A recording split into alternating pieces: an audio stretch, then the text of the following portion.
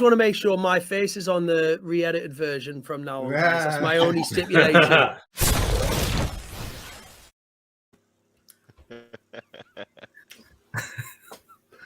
Ask and you should receive.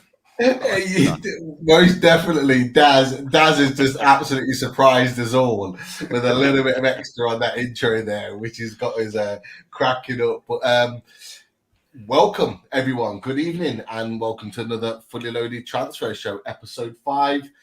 We are back again with another huge show, talking all things Newcastle United transfers, all the links, all the discussions. We are going to get through it all tonight, that is for sure. And look, there's no better way to discuss Newcastle United than with the Loaded boys. So, boys, how are you? Oh, good, Pete. Oh, good. Wide awake, Pete. I wonder why you're saying that. Let's see. But no, look. First and foremost, Richie, good to have you back on the panel. Cheers, man. Great to have you alongside us, and I'm sure you're going to be raising some quality points tonight, as always. So yeah, great to see you back in. Cheers, man. And Chris, I can see you got the Saudi Arabia International Football International T-shirt, wearing it with pride today. How's it feel? Mate, absolutely love it. I've got a particular grin on my face this evening because I'm actually doing the show from Newcastle, so delighted to be here. I seen the lovely Vichy yesterday. I'm terrible at pointing, so I spent a bit of time with Vichy last night, which was great. And I'll be travelling home back to Liverpool tomorrow. But yeah, it's been great being up here, and it's nice to be able to do a show here as well, and obviously get the shirt. So yeah, it was 2 birds, 1 stone yesterday. I was made up. Surprised you're not in the Strawberry, mate, or Shearer's Bar doing. Yesterday I was. Yeah. But I thought, I've got to get me priorities right. You know what I mean? Got to be back here, and I've got to be doing Fully Loaded Transfer Show. Can't miss that. Yeah, I meant doing the show live from. Being there. Yeah. Mate, it's raining. No, it's raining. No good. No good. Ruin the kit. Yeah, I have to say, it is the Newcastle United third kit. It looks as good as it's been promoted. It looks like a fantastic kit, and I can't wait to. Yeah, it's lovely, mate. It's lovely. Myself. Got the it's great. The old moon. Very nice. Love it. Quality. I love it. Good. But boys, we've got 2 fantastic guests tonight, and I'm not going to wait any longer because I want to get them in and get them talking all things Newcastle United. So look, first and foremost, as always, Mail Online Talk Sports Lee Davey, welcome in. Right, Lee, welcome back. Hi guys. Evening, Lee. Back. Nice to be here. Hi everyone. Hope you're all well. I'm liking that Norway jersey, Chris. It's good. I'm not sure as a journalist I'm allowed to say that, am I? But it's nice. It's good, isn't it? It's nice. It is nice. You're not wrong. You're not wrong. It's a tasty third kit, that's for sure. It's a bit better than the Qatari one that you support from France, Lee. He's seen that one. He's seen it's awful. Oh God. What were they thinking? But anyway, very, very nice. I like it. It's a lovely shirt. And look, let's get him in. It's the big man. It's Pete Graves. Hang on, he could be asleep here. He's asleep. Someone wake him up. He's sleeping. Hey, listen. 5 minutes first of all, Daz, I can't believe you put me in the intro, mate. That is just Hey. I've had many highs in my career, but I think tops the lot. The highlight. That's it, The highlight. Yeah, I finally Might made as well it. retire now, Pete. Yeah, that's it. Can you burn this? That's brilliant. Thank you. It's great to be back on, gents. So thank you very much for having me. Thanks And I've for also that, got the new away kit, but I've just taken out all the controversy. Oh, of course. I wouldn't expect anything else, Pete. That you've got the kit. I love it, and I'm sure we'll see it on many away day next season. No, let me just confirm. I don't have the kit. Yeah, I don't have the kit. No, the Pete, I've got a plain white T-shirt on, but it's like Yeah. if you use your imagination a little bit, then you can. It's just about the same. Well, no, Pete, you got one of the Castor malfunction ones. They just forgot to put the green collar on, the green trim, the badge, the logo, everything on that one. I have to say, like, I think the kits are. I've seen some people online having a dig at Castor, but they're so much better quality than they used to be with like before. I think the kits are a great quality, and I think you know, even last season's home kit that everyone the big four and everything, but it was a lovely kit. It harks back to the sort of the old ones in the 90s for me for the quality of the shirt itself. So anyway, I'm tired. Yeah. An alternative opinion. I like it because look, let's face it. There's been a lot of stick about the kit and Castori in general, so it's nice to hear a different opinion on that. Chris, you want to say something? Yeah, I was just going to say, for anybody who's interested in getting the kit, when you if you go down the club shop or if you ordered it online, I would recommend going a size above. Now, I know you've probably heard people say that, but I went in the store yesterday and I've never been bigger than a large, like ever. And I put the large on, and it was like it was cozy, shall I say? So I had to get extra large, and even the extra large, it's not swimming on me. So I had to end up getting extra large, and normally I'm large or medium even. So this is the first ever extra large kit I've had to get. But aside from that and the sizes, it is lovely. It's really nice, so I'd recommend getting it. It happens to all of us, mate.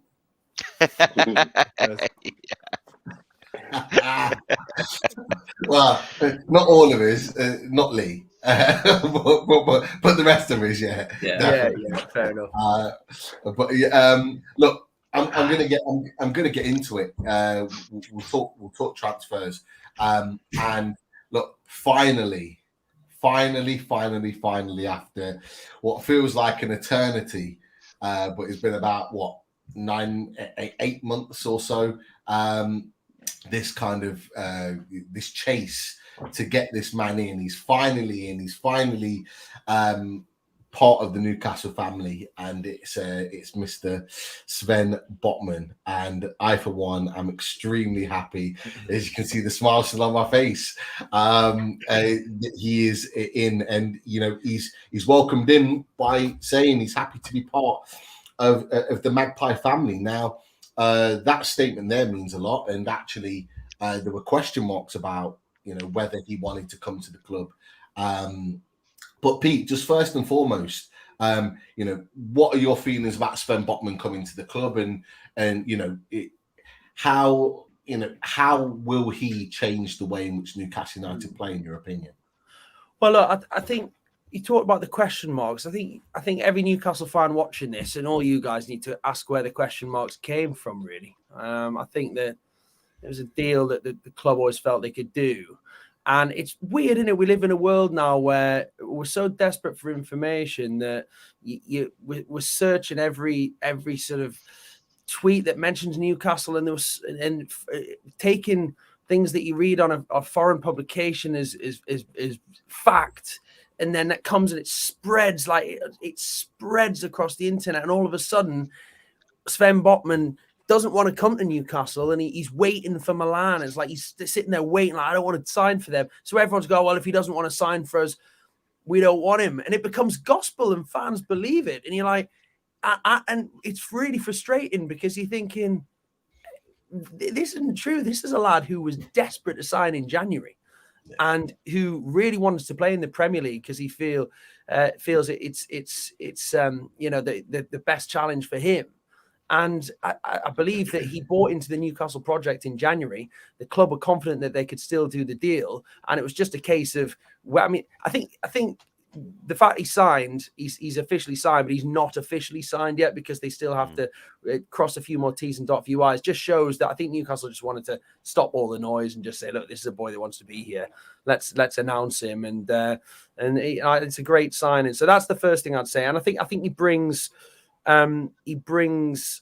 It's another hugely talented footballer who's got an incredible career ahead of him. I was speaking to a Dutch football journalist the other day on our podcast, Transfer Talk, and he said this guy's built just like Virgil van Dijk. He's exactly the same height as him. He plays with the same sort of ferocity, and he flies into tackles, and he's tailor-made for the Premier League. So I think he gives Eddie Howe a brilliant option at centre-back. And I think the lads who played there last year, I thought Cher and Byrne were absolutely sensational in the second half of the season. And you know what? I even thought those last couple of games when we had to call on Lascelles, I thought he was brilliant. I thought the players, and that's another one, is he wasn't popular with fans, the skipper, last season. But I thought we saw a lot of players improve massively in the back end of the season. I thought Lascelles was one as well. So Eddie's got some great options at centre-back now at Newcastle, which is brilliant. And incredibly, Jamal Lascelles, club captain, could be fourth choice centre back. But if you want to compete and you want to win trophies and you want to try and win a League Cup or an FA Cup and push yourself up the league, we're going to need two in every position at least to a good quality. Definitely. And yeah, we've talked about this on the Lodi show. We've looked at the alternatives and where the partnership can work with Botman now joining the club. But look, Lee, we've talked about this on many a show going back from January all the way through to now about Sven Botman. He's obviously finally a Newcastle United player. To be fair, you were always adamant, on the shows, away from the shows, that he would sign for Newcastle United. We've got our man. What type of player, and I know Pete's already got into it a little bit, what type of player are we getting, having, for yourself, having watched him quite a lot in Liga? In short, just a real top quality player. Again, he's got so much growth still left in him. Watched him for a good couple of years now, and I always go as far as to say he's been the difference in turning Lille from a Champions League qualifying team into a Ligue 1 champion. Now, that's no mean feat when you've got you're toppling a team the size of PSG in that league, whose budget far exceeds everybody else, and they deserve to win the title that year. And that title win was built on solid defense under Christophe Galtier, and then last season under Jocelyn Gourvenec. He's a top quality player. Positionally, he's very good. We know about his height, his stature, ability wise, he's not lacking. So for me, Newcastle are getting a top quality player. I think one of the things that sticks out is the price they've paid for him. And I've spoke to you back in January and said that Lille can be a difficult club to negotiate with. I mean, if we look at, again, we look at Nicola Pepe, we look at Victor Osimhen, and they've held out for £80 million for, players that they certainly look as their star players, and they don't give up their players too easily. So when we look at that transfer fee, that's incredible in itself. We're looking at between 32, 35, around 35 million, if I'm right. So. Yeah. I think Newcastle have got a fantastic deal here. And let's not forget, he's 22. He's only going to get better. So I'm really pleased that this has gone through. I know it was frustrating. I know it's been a long wait. But I think Newcastle's patience has really paid off. And I'm looking forward to seeing him in next season in the Premier League for Newcastle United. And I'm just really pleased it's gone over the line. Mate, you have hit the nail on the head. Sorry to cut in, but they are notoriously difficult to deal with, Lille. I mean, they are the owners. But I think Newcastle are going to be notoriously difficult to deal with as well going forward, which is brilliant. They've stuck to their guns and they've not budged. And I know we're going to get onto it, but that's why I still feel when the whole Toon Army fan base was in meltdown, that Botman wasn't coming and Ekitike wasn't coming. Botman wanted to sign for Milan. Ekitike was holding out for PSG and all this. And the whole place in meltdown. I put on Twitter that week and I said, as far as I'm concerned, both will still sign. Now, Botman has signed, and I still believe that you're looking at the Ekitike deal. I still think there's a strong possibility he'll sign because the deal's agreed with the clubs. The personal terms are agreed. The hold up is the final bit.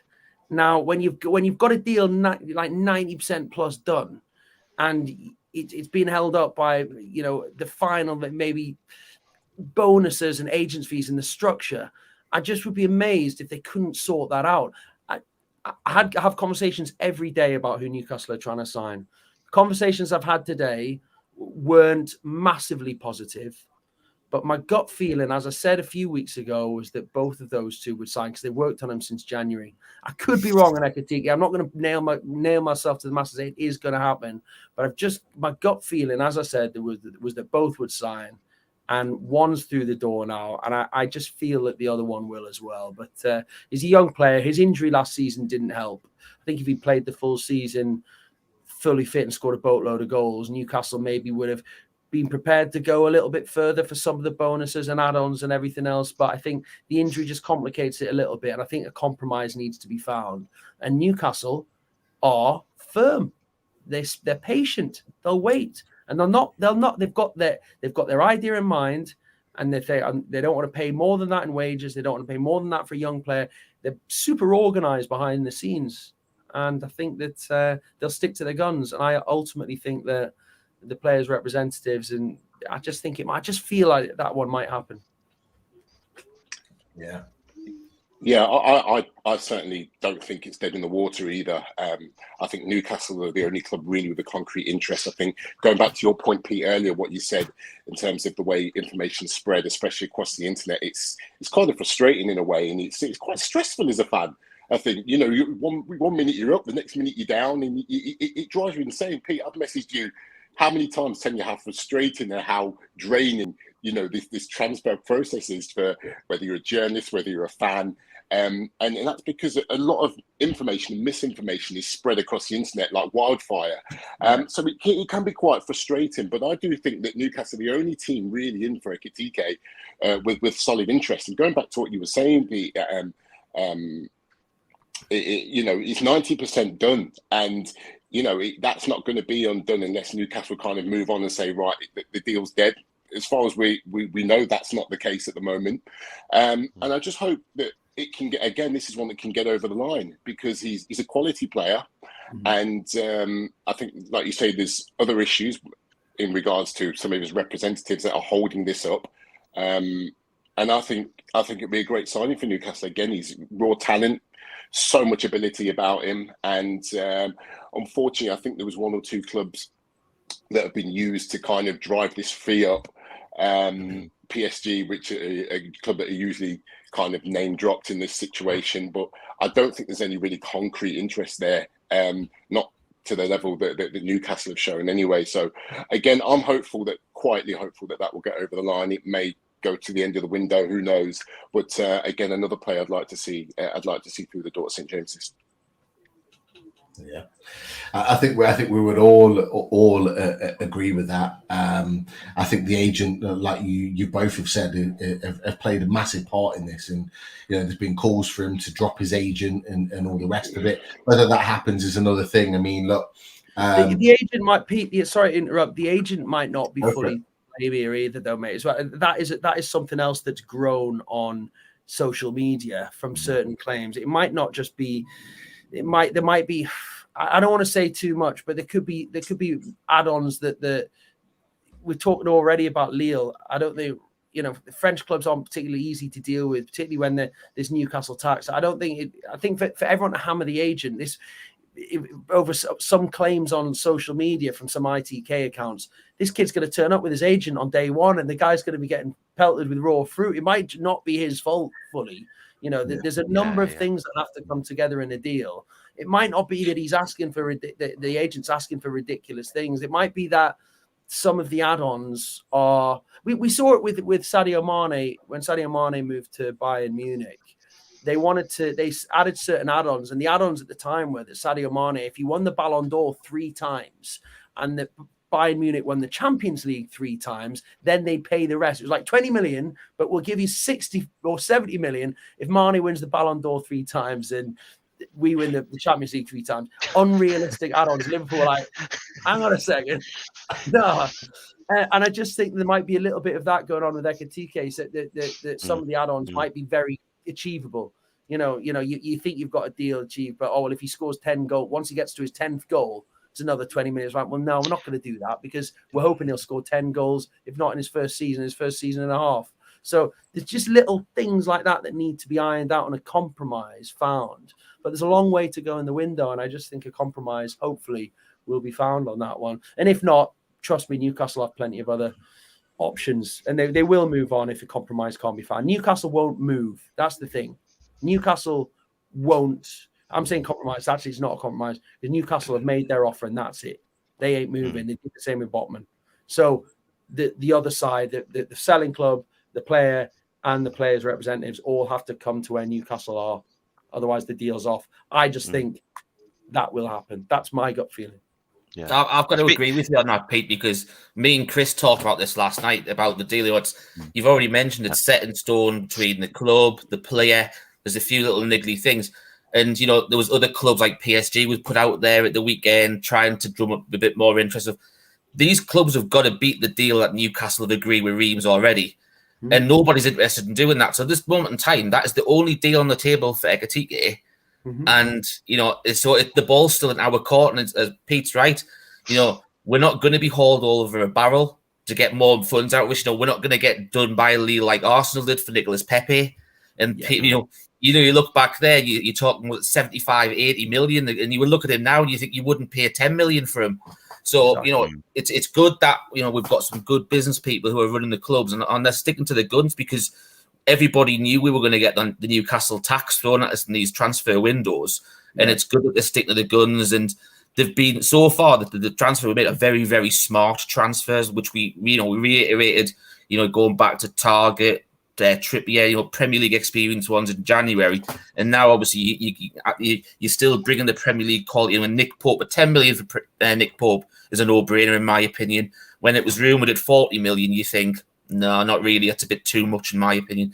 But they're being very, very smart with the money and stuff like that. And I think there's no other deal on the table for Ekitike. So I think he'll either come to Newcastle or he'll stay at Reims. It's an exceptional offer for a player of his age and with his experience. And, they're not going to get anywhere near that now. But the gamble is he's so young. Their argument would be he's young. He's just broken into the France under-21 squad. He could have a big career. If you keep him, does his value go up? And can you sell him for a higher? That's what they might be weighing up. We keep him and we see his value go. That's the gamble they have to take. So that's why that might mean it doesn't happen. I agree with what Pete was just saying there. I think this is a guy who's, again, he's been playing a relatively mid-table club in France, and it was his breakout season. It was his real breakout season. His first, you would say, full season in Ligue 1, even though he missed 3 months of the season through injury towards the end of the season. There was no way that when the season kicked off in last August that he would prepare himself for a big move to the Premier League. I don't think he was ready in January. I think part of it he wasn't ready. I don't think he expected it to happen. He didn't expect his career to kind of take off and interest to come from such a huge football club. And he probably did the right thing by sticking around in January. It worked out best for Newcastle because he obviously ended up getting injured anyway. So, I think it's about preparing himself, readying himself for this move. And like what Pete said, he's inexperienced, and the deal is good for such an inexperienced player. I don't think there's any other deals on the table. And that's why I'm quite confident, still quietly confident, I should say, that this will go through. I don't think he'll stay in France. I really don't. I think he'll move on. And it just might be like the Botman deal, just take a little bit more patience and, to get this one over the line. But, I think Newcastle have set out their intent. They want the player. And hopefully this one can come to fruition, all being well. Yeah. Let's all hope that is the case because he is a talented boy. But I will come on to alternatives in a second. But I just wanted to come on to a tweet you put out, Pete, just before we move on. Is that you actually you talked about quite positively with regards to the NUFC, the Newcastle hierarchy for the Botman capture. The fact that he was brought into the Newcastle United project, emphasising that obviously Lille had refused to kind of work with Newcastle in creating a deal until this point, and that Newcastle were persistent and they were adamant that they wanted their man and that they've got him, and that you're obviously congratulating them on a great move. And you've alluded to the fact already that Newcastle United are not going to play around anymore. They're going to be very firm on their deals. They're going to be very firm on their expectations of who they want and how much they're going to pay. So it was really nice for you to see that tweet. And I don't know if you just want to sort of elaborate on that. Well, I was in Portugal with some Newcastle United legends when the news came through to me. I'm going to start name dropping, but I'd spent the day with Alan Shearer, Steve Harper, Steve Howie, John Beresford, Shola Amiobi, Hugo Viana. Yes. So I know, yes, who's now sporting director at Sporting Lisbon. And we've been raising money for an orphanage out in Portugal, which is something Sir Bobby Robson started when he was alive 20 years ago. He was obviously FC Porto manager. And we're raising money out there for the local orphanage. And I got the news. And it was just, I'd already spoken that day to Shola and Steve Harper, who both worked for the club, who'd spoken glowingly about Dan Ashworth and the impact that he's had at the club. And they'd had meetings with Dan Ashworth and said what he's a brilliant guy. He's amazing ideas. And, they'd really been impressed by his start at the club. And then the news came through to me about Botman. And I sort of had to take myself away. It's quite surreal, really, take myself away from these Newcastle legends and then go and sort of get the details that I could, and then sort of almost come back to the table and go, guess what, guys? And I'm like telling them, so it was quite bizarre, but it was, the hierarchy, the guys were working, and it's not just Ashworth, it's the likes within the club. It's Amanda, it's Merdad, it's Yasser Al Ramayan. It's all the guys there that are sort of working together. It's Eddie Howe, it's Steve Nixon. There's just a group of really, really forward-thinking people, and we've got it all covered. Eddie Howe, Steve Nixon, Dan Ashworth have all got brilliant football brains, and then you've got fantastic business brains with the likes of Amanda and Merdad and Yasser. So it's just the perfect blend, really. And I was lucky enough to get an insight into how the deal took. It took 48 hours to really drag it over the line, and I was given a great idea about the part that everyone played in that, and I was just wowed by it, really. And I just wanted to put it out, just sort of congratulating the club on what I thought was a fantastic piece of business. I'm still kind of getting used to this amazing way of working that we have at Newcastle United now, and it's very promising. And I know you're going to ask me about future targets and who we're going to sign in this window. I just feel, and I don't want to pour water on any hopes. I just feel that Newcastle had a fantastic second half of last season, right? I think I see us linked with names. I don't think we're going to sign players at 60, 70 million in this window. I see us right now at 30 to 40 million is where we'll go for a player that they really want, 30 to 40, and around 100K wages. I don't think they're going to be. So you can forget your Neymars. You forget your. I think Jesse Lingard to a certain extent. Anyone whose wages are going to totally topple the wage structure. When you've got players of the quality of Kieran Trippier, of Bruno Guimaraes, of Callum Wilson, and they're all around this here with wages, they aren't going to sign one player who's going to be there, because what it does is it causes the whole of this fantastic group to then get frustrated. So I think they're going to look to players who fit into what we've got at this moment, and they'll build. They want parity with wages, and they'll want to spend that much on transfer fees. They would never spend 75 million on Nicolas Pepe.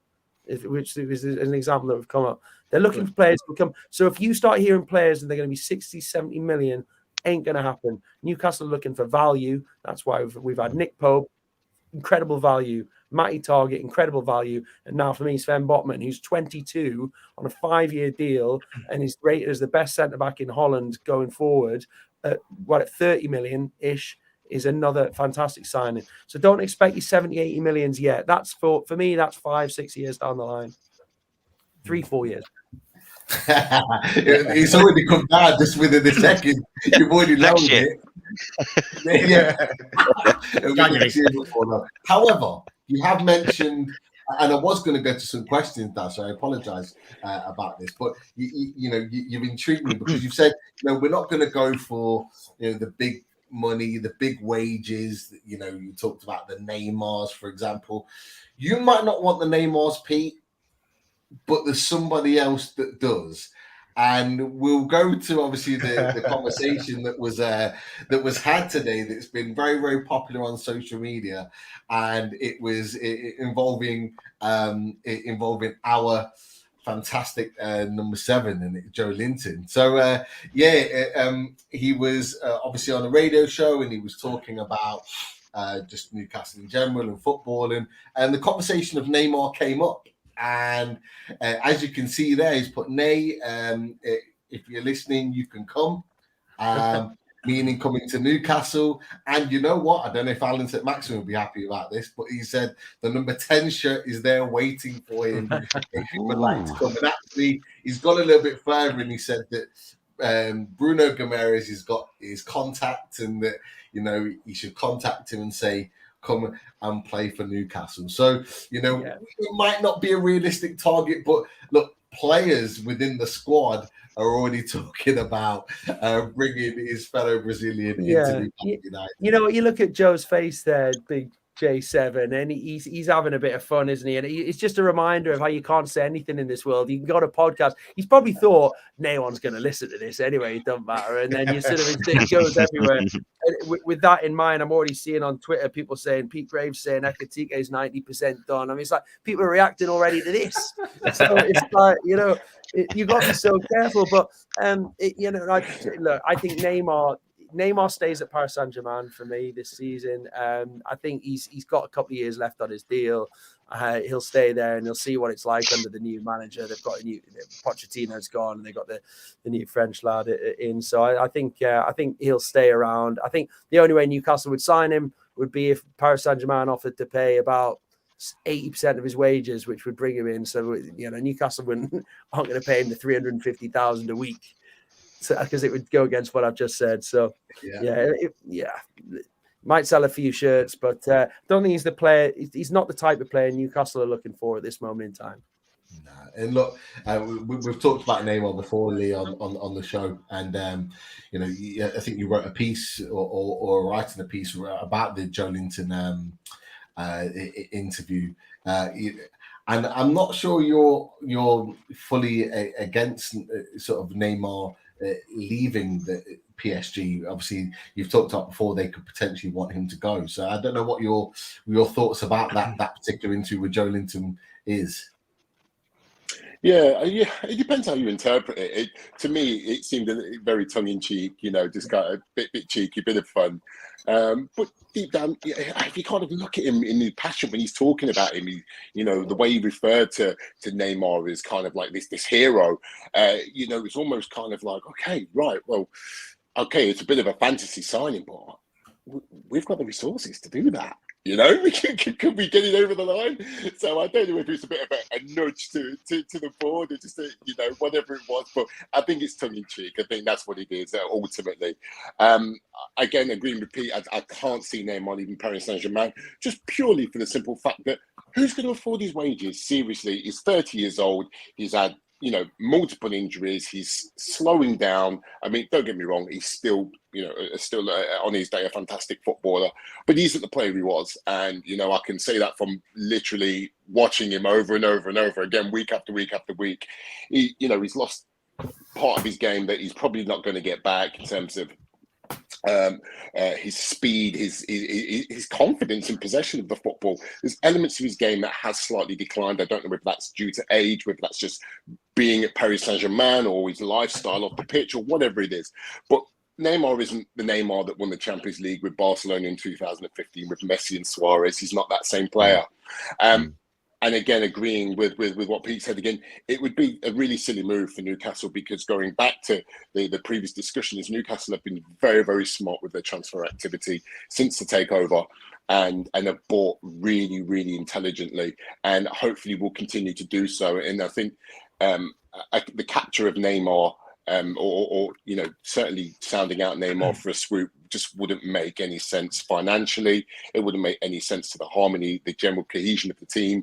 I think Newcastle now are building a really solid team under Eddie Howe that are all pulling in the same direction, which is the complete opposite of what's happening at Paris Saint-Germain, by the way. So again, all that Newcastle need to do, again, for someone who's like myself, who's really analysed Paris Saint-Germain since over the years, but more so since the Qatari takeover.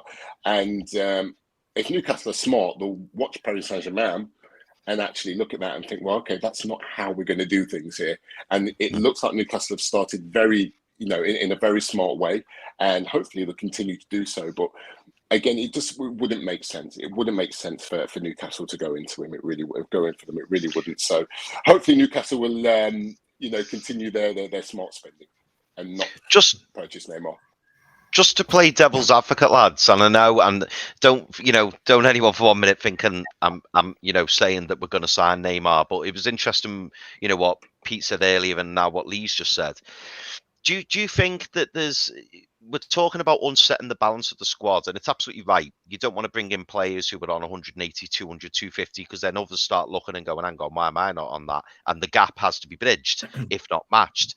But do you think there is an exception to the rule when you're talking about players like Neymar, in that if Neymar was to come in, let's be honest, it's going to blow up. It'll literally, everyone will want his name on the back of the shirt. It makes us a global brand. It's a lot of wages, but if you were to bring in the likes of Neymar, and by all accounts, Lee, and correct me if I'm wrong, I think PSG would be interested in letting him go to get his wages off the wage bill, because I know you mentioned when you last came on that like PSG kind of want to go down a new path and stuff.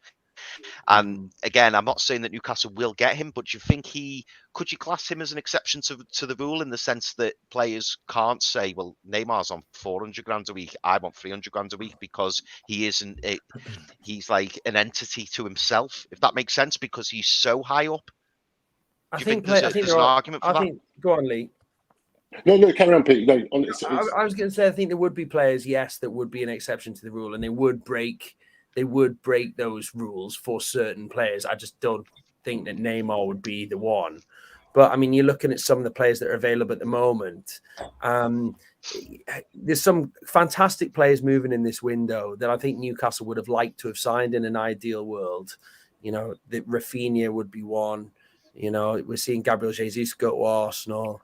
I just don't feel Newcastle want to really get involved in a bidding war with teams and start spending silly fees and silly wages in this window. But if there was a player that came to just talking hypothetically, if Rafinha came to Newcastle, and said, actually, Chelsea, great, whatever, I want to sign for Newcastle, just match what they're giving and I'll come to you, then I think the Newcastle hierarchy would probably go, all right, well, that might be 120 grand a week and it might be 60 million, but we'll do it. But there would be an exception to the rule, but they wouldn't then go head to head. I just don't, at this stage, I think that's all down the line. And I think they're just being very sensible in the business, and they're being firm. And I just like what they're doing. But yes, there would be, and it's a good question. Would they break the structure for a player? Yes, I think they would. I don't know who that player is though at this moment in time. Yeah. Sorry, Pete. Go for it, Lee. No, agreed. I think these things have to be done when you're starting a new project in a sequential way. I look at again. I use PSG for example. It was 5 years after the Qatari takeover, when the first real huge signing came, and that was Ibrahimovic and Thiago Silva. And I think these things have to come be done in a sequential and in a sensible way. Manchester City started off quite early with Robinho, didn't they? And it kind of didn't go to plan very. It took a few years for them to actually rethink it and think, right, okay, maybe we need to build this squad in a more balanced way, rather than going out and signing one huge star and around players that are all integrated together. And again, it wouldn't make sense for Newcastle at this stage, and I have to say at this stage, and going back to what Pete said earlier, maybe in 3-4 years we look to increase the level of player that you attract, and you start to pay higher wages and higher transfer fees. Look, we're not even a year into this particular takeover, into this, for want of a better word, a project.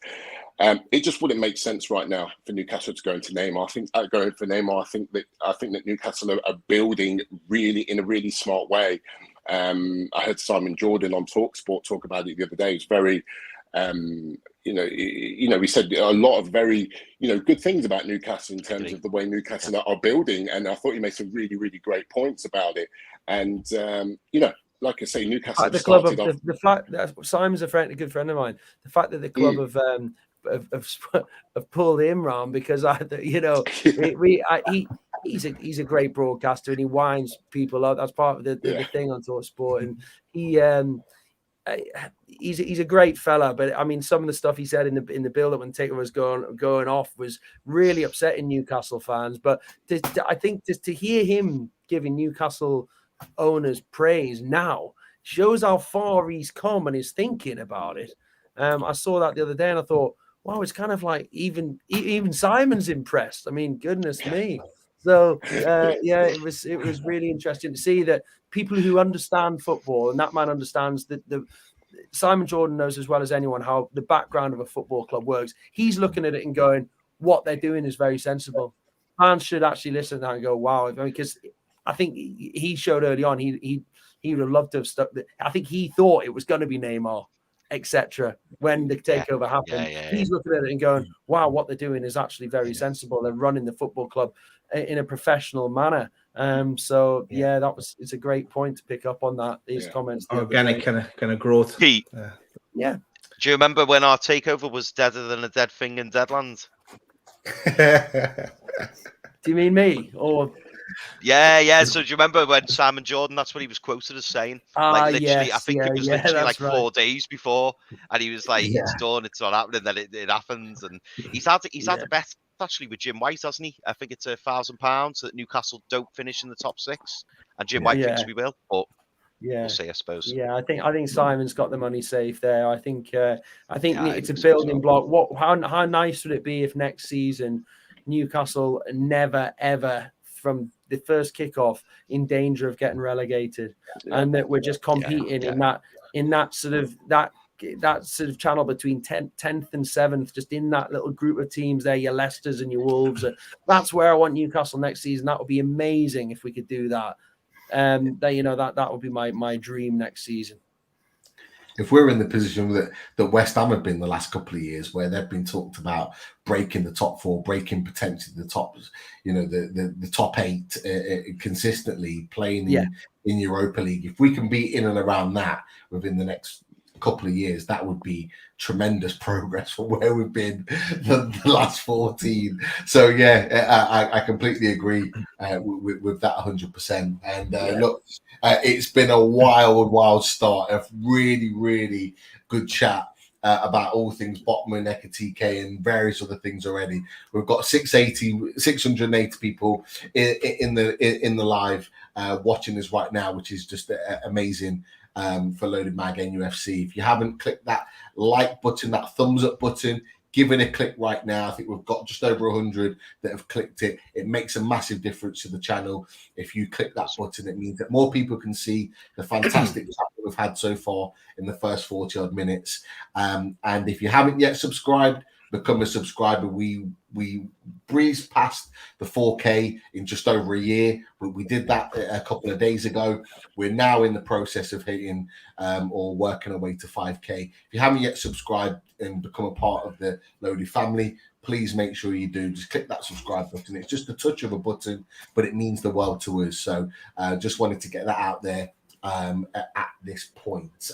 Daz, we were going to go to before the Neymar talks started, and it nicely went into a different section. But I think there's more than a few questions for Lee in there. Yeah, there's only 40 already. But okay, look, first I'm going to go. The same question kind of has appeared about 10 times. So I have two questions that have appeared about 10 times. So I'll give you an option. You can either talk about Paqueta or any update on outgoings. So you have a choice. What do you want to go for? Who was the first one? What was the first one? Arteta. Paqueta. No. Paqueta. Go on, Lee. What was the question? Is there any specific question around him? Just any news, I guess. Any news on him? Yeah.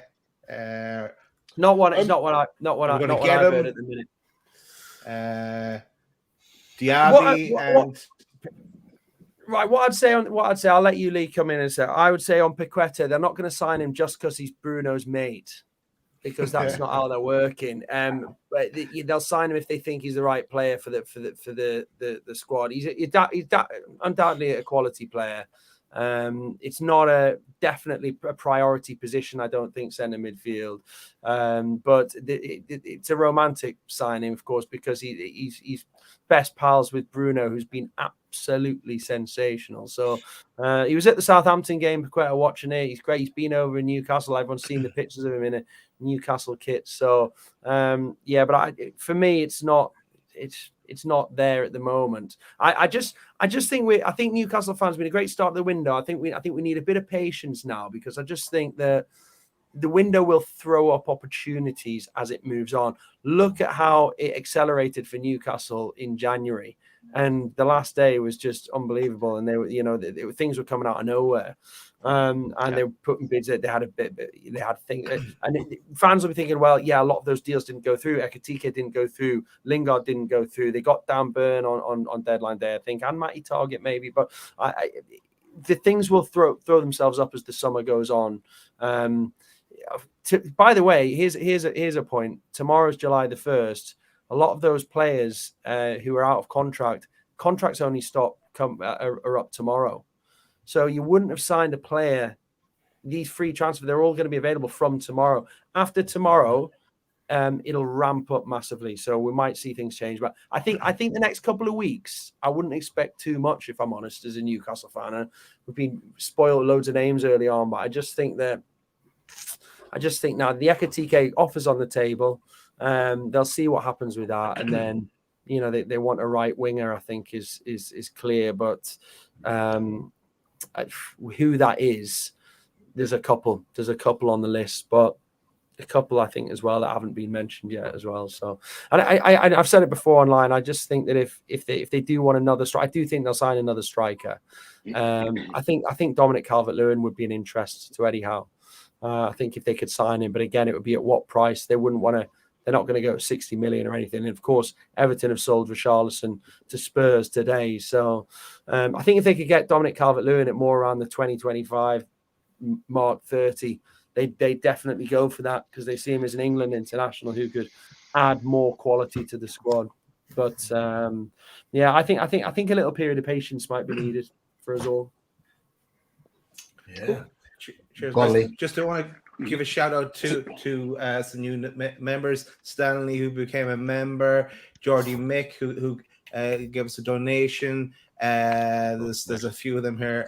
Russell, who gave us a donation as well. So apologies if I missed anyone. I suppose the next big question that was in the chat as well from a number of different people. 1 second. Lee, did you want to, sorry, Baz, did you want to add anything on Paqueta? Because I know there's a few questions, Ashley. Oh, yeah. I was just going to say that I believe this one will be a little bit more difficult for Newcastle. I think he it's not out of the woods that they can get him, but the problem is I think it's going to blow too much of the transfer budget.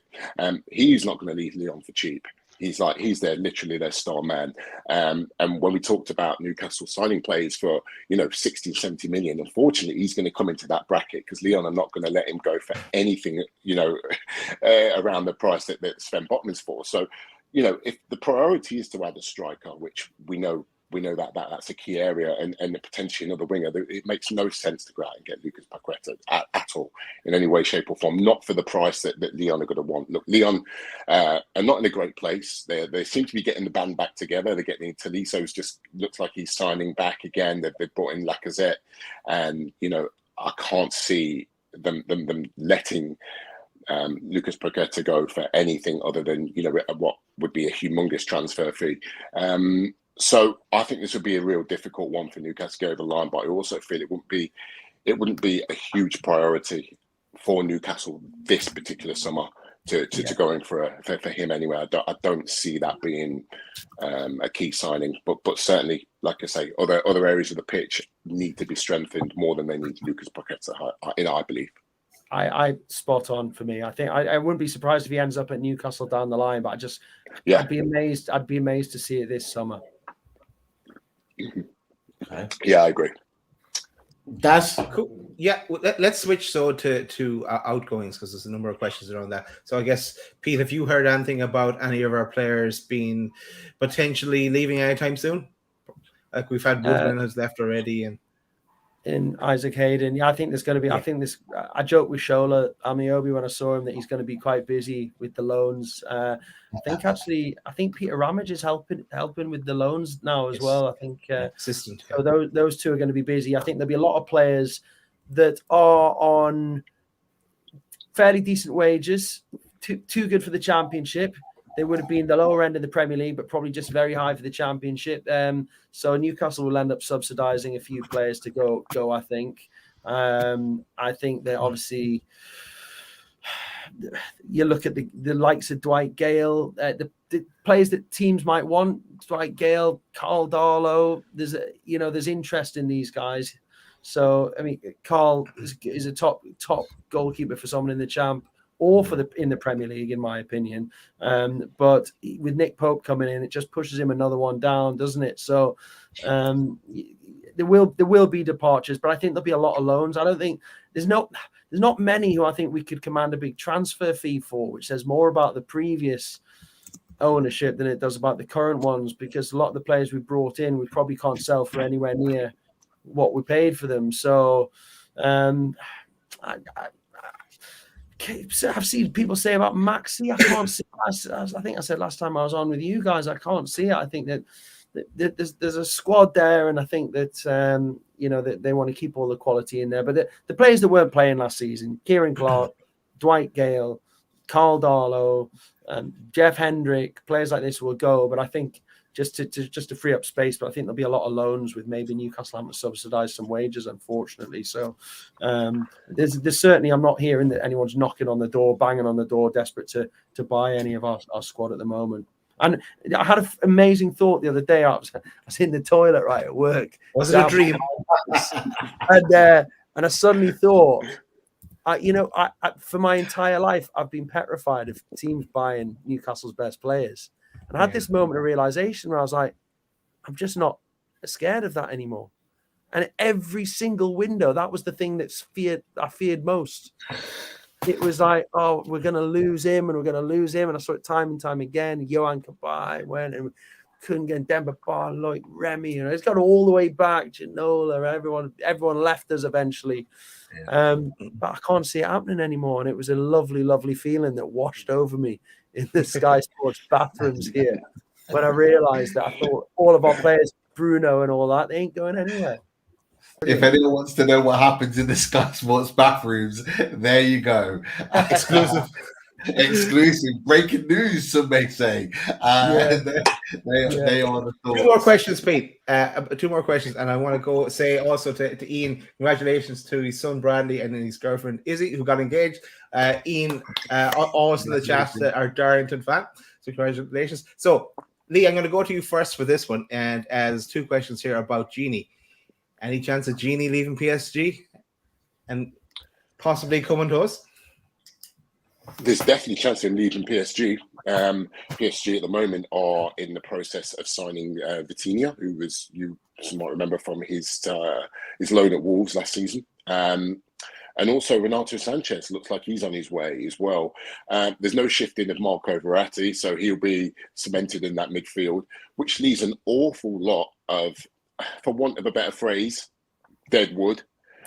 There's Ander Herrera, there's Idrissa Gana Gueye, there's Leandro Paredes, and Gini Wijnaldum falls into there as well. It hasn't worked out for him. It didn't work out for anyone at PSG last season. Let's be honest with you. But it was a poorly timed move. It didn't work out for him, and it's a shame. It's a shame for Gini because he's a likable player.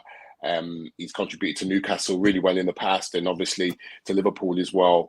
But it's just not working out, and I can't see how it's going to work out for him this season in Paris either. It just seems like their mind's made up in terms of what the starting 11, certainly what that midfield area is going to look like with the new signings that look likely to come on board. He's going to be a squad player at best if he stays there, and it just doesn't sit well with me, to be honest with you. It makes sense for him to move on. And it's a shame. It's a shame after one season because I think he's got a lot more in his locker that he's not been able to show in Paris. And not all of that has been his fault, by the way. I think that there's all sorts of shenanigans going on at the club, which has made the situation quite difficult for him to kind of integrate himself into the team. But hopefully, whatever happens, it works out for Gini. I think, like you say, he's one of those likable footballers, and I don't think anyone's really got a bad word to say about him. But whether Newcastle be in for him, I don't know. But I would have thought that if the right offer came in for him, that I don't think PSG would stand in his way. It would have to be a loan, I think. Do you think, Lee? It'd probably have to be a loan to someone. Again, he's going to be on pretty spectacular wages, I would think.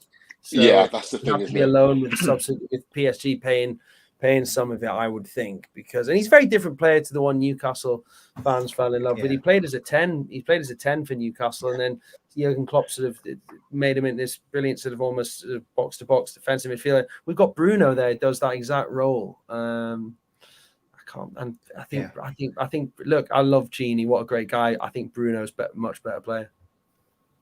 Well, let's segue into another midfielder who's talked about, and we should get some information pretty soon. Pete, this one's for you. Christian Eriksen. Yeah. Will you rock up with us? I've seen a lot of talk about this. The plane spotters have been out, aren't they? Is it quite sad? I see it all myself. Like people think, I do see all these tweets that people watching planes. Look, he's a tremendous footballer. I think price-wise and wages-wise, he'd probably fit the structure because obviously he had no club, and Brentford, fair play to Brentford, they took a gamble, and there he is. It's paid off massively for them. So I wouldn't say no. I wouldn't say no, but at the same time, I don't think he landed in Newcastle and has been there for the last few days or whatever. Like I've seen some places. I think he'll Brentford have got a big chance of landing him again. He seems like quite a loyal person. Will he sign for Brentford? I mean, they were the ones that took the chance on him. Look, he might fit into the price and wages structure, but he'd be one of the top earners, and is he the right type of player? Newcastle seem to be signing young, up and coming players. I just think, I don't know whether, for me, it doesn't sit really as an Eddie Howe / Steve Nixon / Dan Ashworth type signing for me. Yves Bissouma, who's gone to Spurs, would have been a good addition, I think. Yeah.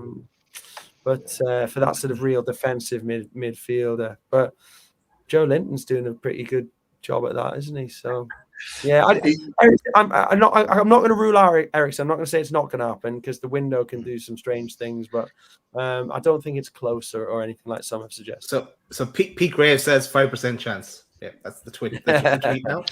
I'll go 10%. I'll go 10%. 10%.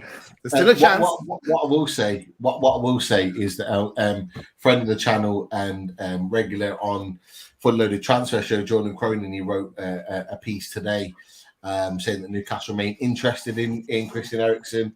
Lines of contact between Magpies and Eriksen's representatives remain very much open, but the interesting part is what Jordan mentions at the end of that tweet, is that reports of a two-horse race between Man United and Brentford seems to be the constant talk. And this is where I think fans, Newcastle fans in particular, are a little bit confused, because like we've always seemed to be, is what we've heard, social media and various other reports, that we're in the race for him. But whenever he's like particularly or specifically linked with a team, it's always been Tottenham before they kind of distance themselves, Man United and Brentford. We've never really been in the running, which, you know, for some fans think, yeah, he's not going to come to us, it's not going to happen. But for others think, well, is this maybe the Dan Ashworth effect in terms of he's keeping things really in-house and closed to the point where we might be doing our business, but we're doing it under really like close quarters and not letting everybody know what our deals are, and then maybe it will be a deal that's done. I mean, I don't know what your thoughts are on that. Like I said, it was a really good piece from Jordan Cronin, to be fair. Jordan's a top lad. He came and worked here with us at Sky Sports. He's a great guy, and he's a brilliant up-and-coming journalist. I'm pleased to see him doing so well. I think the lines of communication will be open. I think his story's right, and I just think that there's a few players, as Leo probably say as well, that we've got lines of communication open with. Just looking to see what the deal is there, and is it something that we can do. He wouldn't have been a priority, but he's the one that maybe comes up. But everyone's asking about Paqueta. You know, if you sign Eriksen, then you're definitely not going to sign Paqueta. But you sign Eriksen for a couple of seasons. It's possible, but I think there's others there as well. I do think they've got a list of targets in every position really, and I think that the two closest one, obviously were Botman and Ekitike. They're the ones furthest down the line. Botman's now done, so the next obvious one would be Ekitike. But like I say, at the moment it's dead at the moment. I was reading some of the tweets, so that my comments have been taken like this is basically going to happen tomorrow.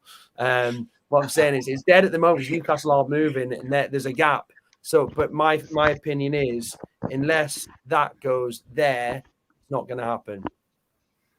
Right. Okay. Very, very interesting, and it's great insight from both yourself, Pete and Lee. There was one player that I know Chris has been in the private chat talking about, we were going to come to next, because this was going to be the follow on from the Ekitike talk, because obviously we talked about Ekitike. You know, it might be dead in the water, or it might be rejuvenated. We don't know, but if it was dead in the water as we thought, Newcastle have then gone and looked at potentially the alternatives there, and you know we've had a couple of alternatives that have been talked about, but one of them it's been really, really sort of recent, really. And Lee, we've talked about this player before. Is this man? And I know there's been some questions in the chat. Daz is reeling them out now with regards to Amin Gouiri. What is your sort of thoughts on Amin Gouiri again? I know you've talked about him before, and what potentially could his situation be this summer? Yeah, it's an interesting one with him. You know, I've told you enough times that, you know, I'm a huge fan of him. I think if he goes on, you know, it continues his upward trajectory, there's no reason why he can't lead the line for France, or certainly be a part of that attacking trio going forwards, especially with the aging Griezmann now, who's seemingly out of form. This is the player now that can really kick on. I think it's probably about the right time for a move for him. He left Lyon. Again, nobody can understand why Lyon let him go initially. He was on their books. He's gone to Nice, and he's been really, really good at Nice. But now I believe it's time for a move. I think it's time for a bigger move for him. We know he's got the ability. He's a player that is gifted technically. I think for him, it's about ensuring that he's scoring goals on a consistent level. That's something that he needs to work on. So if he's going to get a big move, you know, and he can. As we go back to last season, he went quite long periods about scoring goals. That's not to say he's not contributing. You know, he assists. He's, you know, he gets involved in all sorts of types of play. He gets forward. He gets backwards. He's got a great engine on him. But you know, he's a dangerous attack-minded player. Massive fan of him, as I said. And you know, I'm not surprised Newcastle looking at him. In terms of this summer, it'll be interesting to see where he fits into the plans at Nice. As we know, Christophe Galtier has left Nice. He was a manager last season. He's left. Looks as though he's going to be taking over at PSG. It looks like that's pretty much done. And Lucien Favre, the Borussia Dortmund manager, is now taking over at Nice. He's gone back there for a second stint. And again, it's just depends on where he fits into his plans, really, because he literally took over at the start of the week. So we'll kind of see how the summer plays out and where he fits into his plans. But again, not surprised with the links at all. He's very, very gifted. He's a good player. He's young, you know, technically really, really sound. But again, just from his point of view, I think he just needs to work on his goal scoring a little bit more, just be a bit more consistent in front of goal. I think if he can kind of get that right, then he's going to be destined for big things, certainly on an international stage and also at club level. But I'd like to see him get a big move. I'd like to see him get a move to the Premier League. I think that he's certainly got the ability to adapt to the Premier League. Without a doubt. So, yeah, top player. Definitely gets a thumbs up from me. Pete, have you heard anything from your end with regards to Amengori? No, but I agree with everything Lee's just said. Really, really promising player, and would be the type of player that Newcastle scouting network would have certainly taken a close eye at. It's not easy to get players over from France, as we find out from Botman and as we found out with Ekitike. So it takes a lot of hard work, and the owners are learning a lot, I think, as well. I think they had a brilliant January, fantastic first window, considering it's the first window as football club owners. And I think the way they announced Botman before the deal was actually complete. They wouldn't have done that in January. I think they've learned that now, just to sort of stop the noise and the doubt. There was a couple. I think the Bruno deal was done probably a couple of days before it got announced. And there was, I think it's just the little tiny signs that you pick up on, and Leo noticed as well, that they're just sort of learning little things that they can do to sort of get deals over the line, which is good. But yeah, Nuri's a good top player, and he's certainly he's a Steve Nixon type player, I would think. Steve Nixon's done a good job. I think he deserves a lot of credit as well for the players he brought. He got a lot of criticism for Joe Linton, but we've seen now what a player he is, and Alassane Maximin, and a lot of the players that have come in, and Eddie Howe as well has got a fantastic eye for a player, as well as being a brilliant coach. Got a fantastic eye for a player. I think the two of them are working together very well, with Ashworth in there as well, Dan Ashworth, just to do the deals. I've already said it, I'm repeating myself, but it's just a fantastic blend. Exactly, it really is. It's so exciting seeing that top quality professionals at the top end of the club doing things in the right way. It's so exciting to see, and I know lots and lots of Newcastle fans, loads in which are in the chat, are really, really happy about. Look, 724 in the chat live tonight watching, but we've only got 260 odd thumbs up. Make sure that you have clicked your thumb up. If you haven't done it, do it now to join in with what we're doing, just so it gives us that exposure. Because I tell you what, this has been fascinating tonight. Lee and Pete, you guys have been absolutely on fire with your conversations. Really, really linked well. Really, really good discussions. And I'm not the only one to say that. Everyone in the chat saying the same. I know the Loaded Boys feel exactly the same as well. It is really fascinating listen tonight, that is for sure. So yeah, if you haven't clicked that like button, click it now.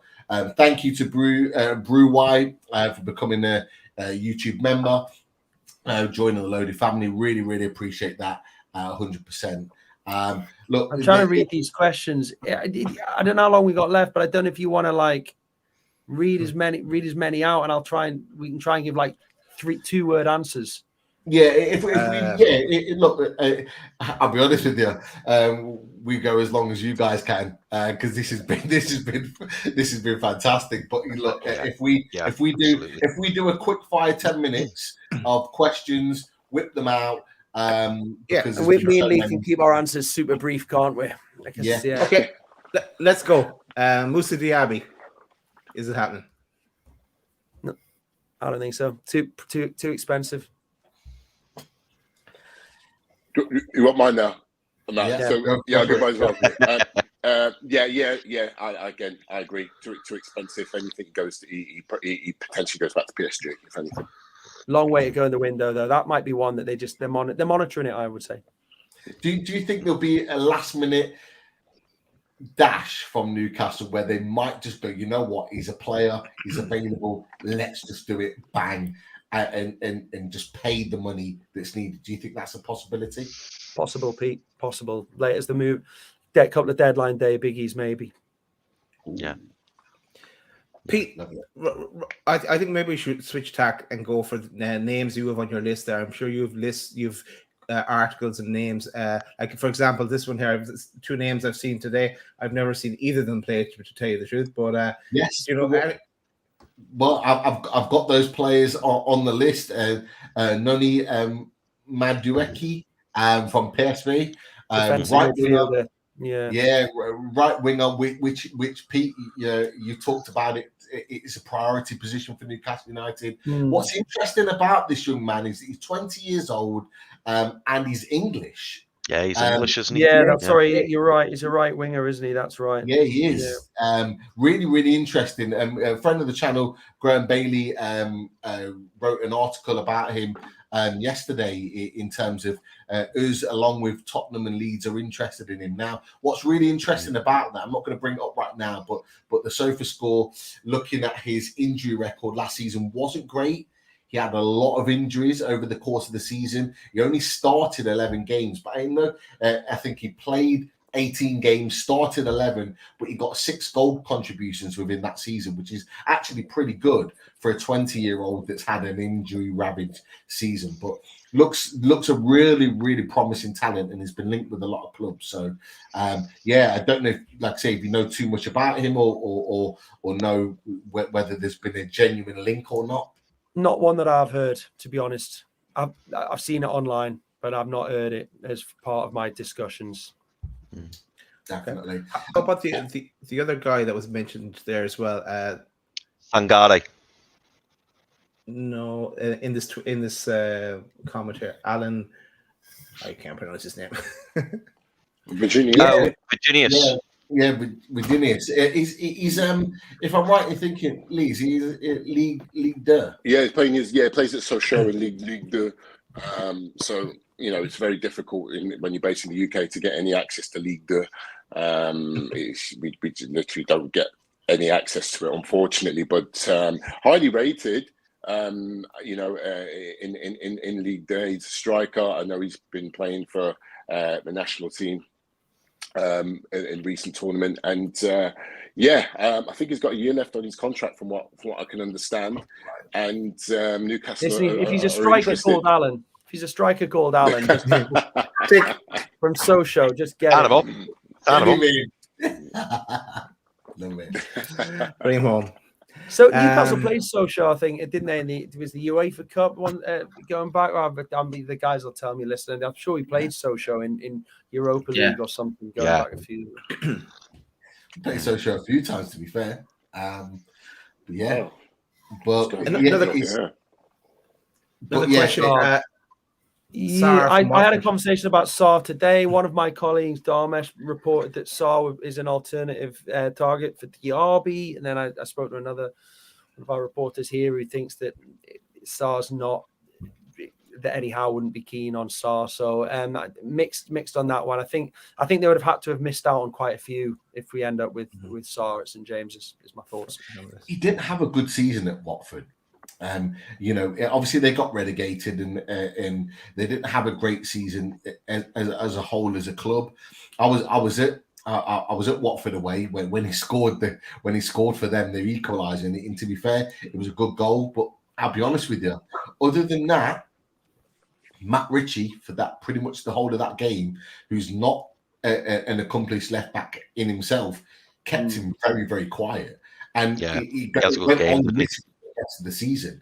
And he didn't perform at the level that we was expecting. Because I remember the kind of the meeting at Anfield with Ismail Assar and Mane, and he was kind of saying might have been to Troy Deeney, you know, look after him. You know, he's a talented boy, and he looks like he's got talent, pace, power, can score a goal. But you know, what you want is that consistency, even when your team is not playing well, and we didn't quite see that from him. So for the money that's been touted for Ismail Assar, I don't know whether Eddie Howe, and you're alluding to that might not be the type of deal that we go for.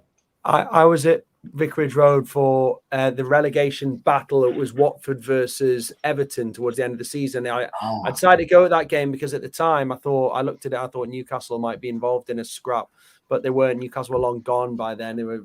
But I was at the game anyway, and two players that stuck out for me is the quality two players on that pitch on that night were Fabian Delph for Everton, who played centre midfield, and Dominic Calvert-Lewin when he came off the bench. And I was like, wow, I hadn't seen him in a while.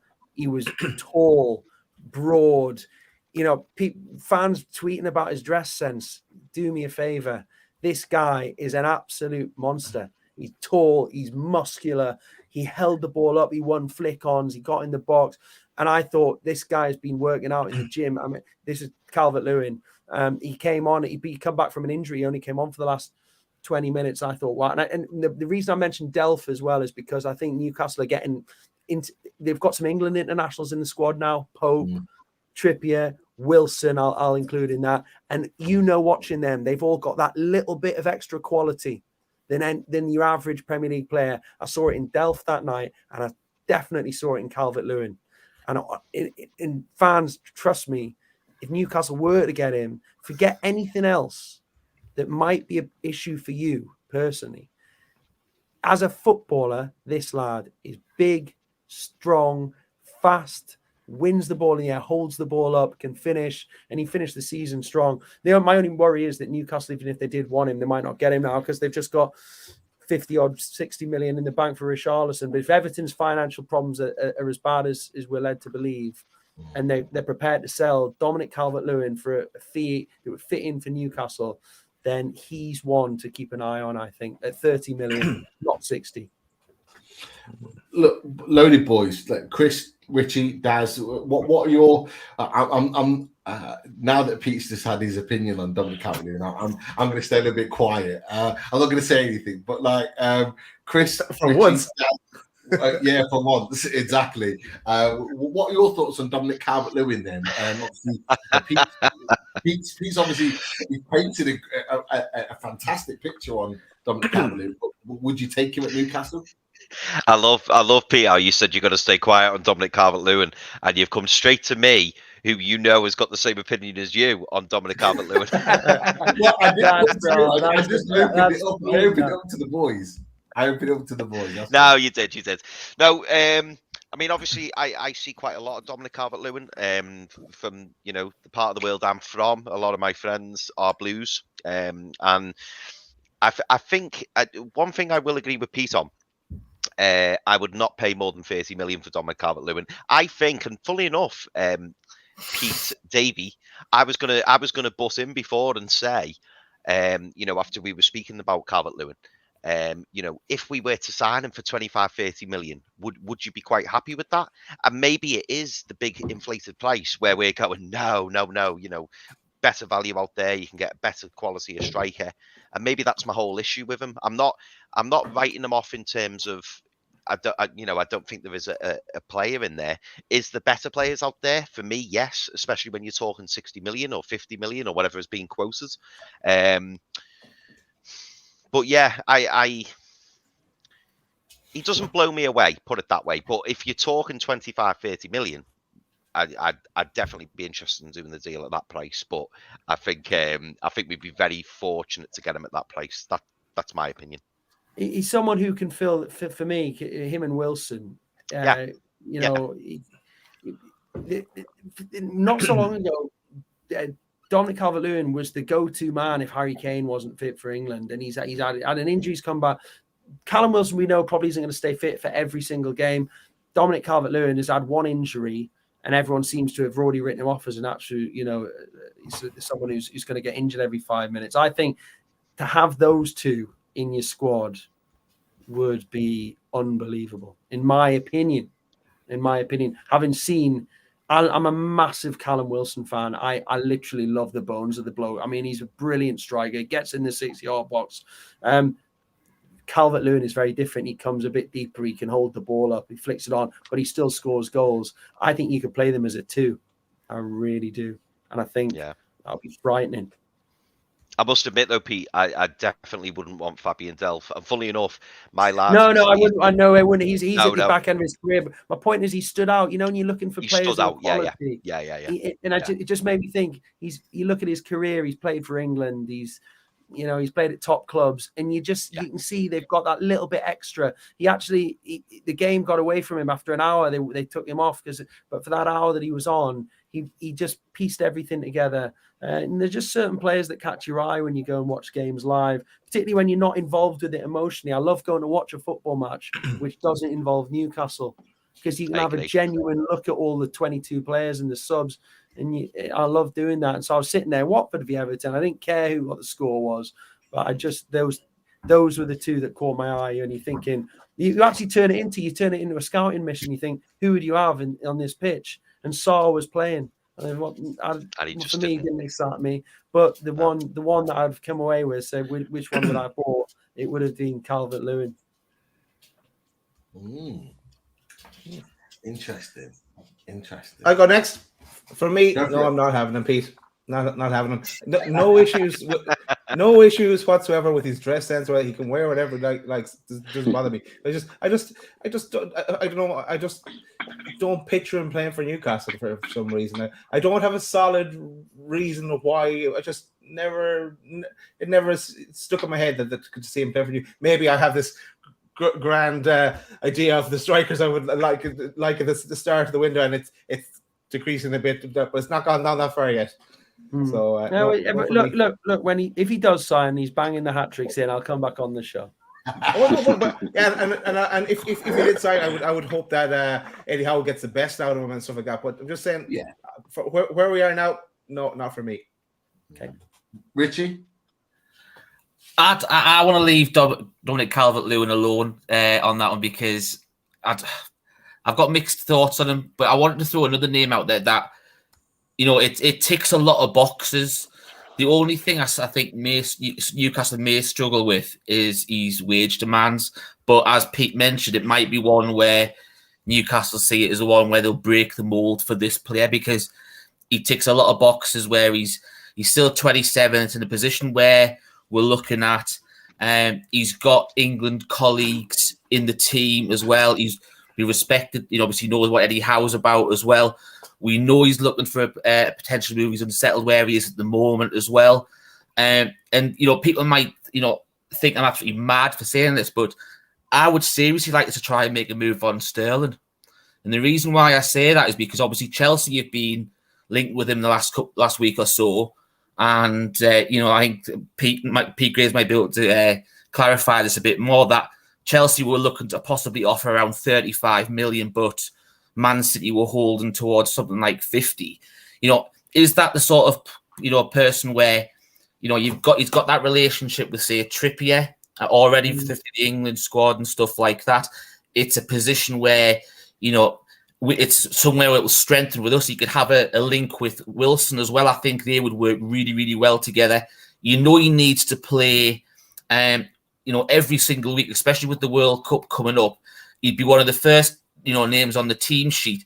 I just think it's someone like that where, especially when we're with Diaby and Rafinha. I think Rafinha, the price that Chelsea are looking to get him for is about 15, 20 million too much than what we would have considered paid if we were to throw our hats in. So I just wanted to see what your thoughts were on possibly something like that.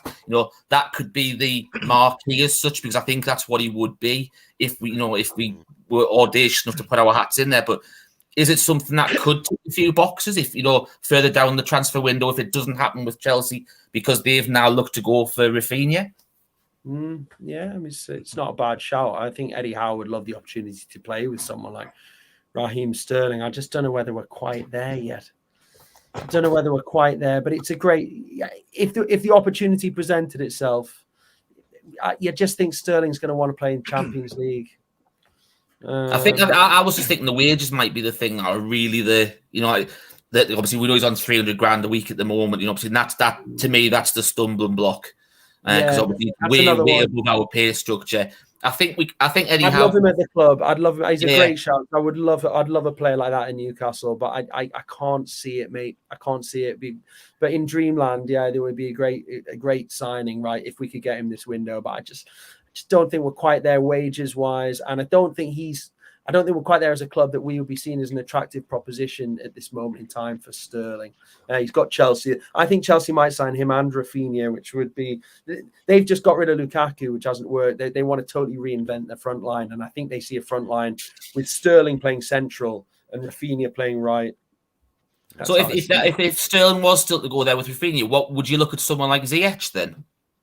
Well, it might. This is what I mean about Newcastle just standing firm. We've still got loans as well.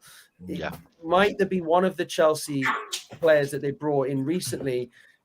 Might Timo Werner become available? You just don't know. Ziyech is a good shout as well.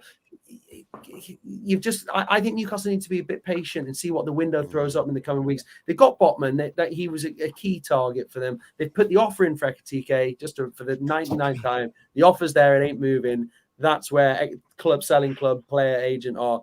They're going to have to go there. Newcastle aren't moving. That's where we are. But the window will throw up other opportunities, right wingers, other strikers. So I think we have to keep an eye on it. We really do. It's a good shout. Could we get a player out of Chelsea potentially? Yeah, I think if we're gonna get anyone out of Chelsea, for me, I think you've made a good point. But I think it will be Callum Hudson-Odoi. I think he is the blueprint of what Newcastle United want. He's a young player.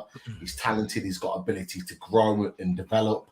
And you could probably get him on a loan. If they're going to sign Rafinha and Raheem Sterling, Callum Hudson-Odoi doesn't even always play at Chelsea as it is. You bring those two players in that play in his position.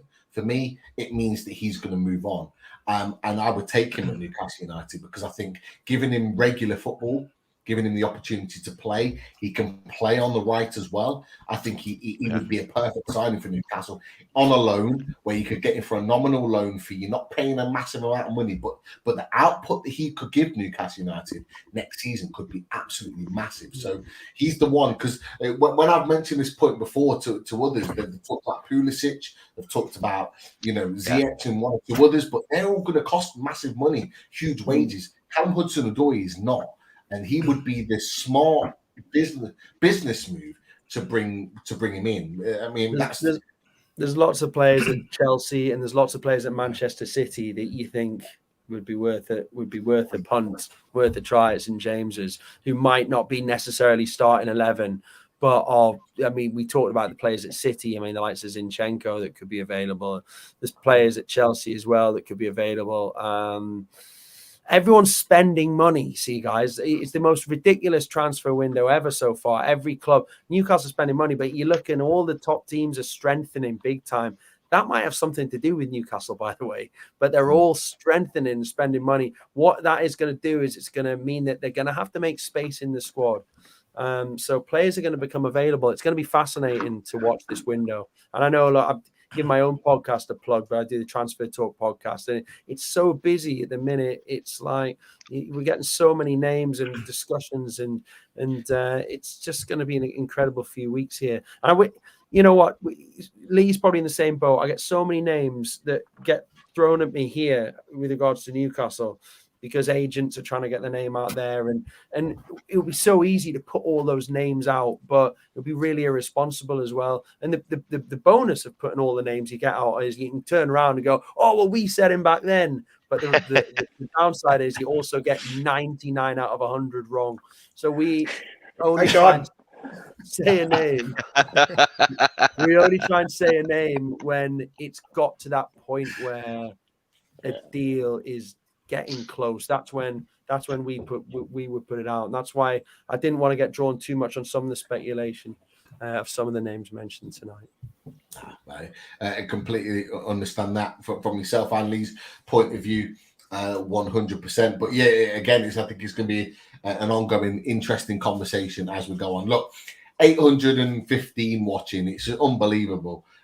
Fantastic viewing numbers. Again, if you're not subscribed, subscribe to the channel. Lots more to come from Loaded Mag NUFC. Click that thumbs up button. They're going up. Thank you, Mark, in the chat, who's ramming everyone up, revving everyone up, getting everyone going. I love it. Good that you couldn't be on tonight, but yeah, fantastic stuff.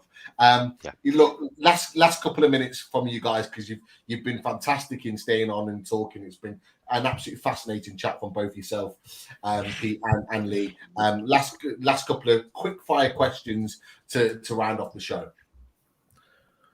Oh, okay. God, there's loads. Where Oh, do we sorry. go? Jack Hart. I'll just see his names. Jack Harrison from Leeds. Yes, no. Ooh. No for me. I've seen a load of the names coming up here. I think the scouts are working, but I just think it ain't close. When it's close, I'll tell you. But the only one that the significant work's gone into, I'd say at this moment, is Ekatike. I don't think we're close to any others at this moment in time. So there could be names that you name. Most of the names that you've put on here, guys, watching at home, will have been discussed in the upper echelons of St James's Park, because they would have been thrown towards the club by agents and then have been given to journalists by agents. And that's why we're talking about them now, because they're out in certain news outlets. So they would have been under discussion, but that discussion could have lasted 10 seconds. It could have lasted 10 minutes. Do you know what? It was absolutely right what you said before as well, Pete. You know, like the market, we keep using this word on loads, and I know other channels use it as well. And it's about us being fluid. And this market especially, you know, all it takes, it's like a domino effect, isn't it? A transfer happens that nobody sees, or, you know, nobody is prepared for, and then all of a sudden certain players become available. Phone calls get made, and it's like, oh, by the way, this player's available, and then the club might go, wow, didn't think he was available. I'm in for him. And then all of a sudden it just goes like a snowball, doesn't it? Yeah, you've just got to make sure you're on your feet. It's like a merry-go-round, really. We have to see it with strikers, don't we? One striker goes here, that one goes there. We see it with, like, you know, Haaland's gone to City, Gabriel Jesus has gone to Arsenal. As a result, Lacazette's gone back to Lyon, and it goes round in circles. So yeah, you're absolutely right.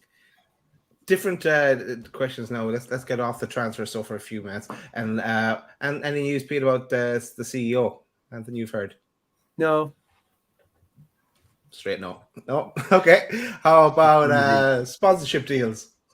Apart from the new where they've got a new sponsor, haven't they? The sleeve sponsor came in this week, and Fun 88 Noon. There you go. Fun 88's got another year, I think, at the club. So yeah, I mean, I think we're going to see new sponsorship deals going forward. I think the sponsorship team have done a pretty good job with the shirt sponsor and stuff, with the sleeve sponsor. And Fun 88, I like, you know, I like them I like that social media, and I think they've been quite a good sponsor compared to some of the ones we've had. So I felt a bit sorry for them, that, like, people, when the shirt came out, I knew that it was going to be on the front of it, and fans were like, oh, I can't believe that's the sponsor again. Like, it was like, what have they done wrong?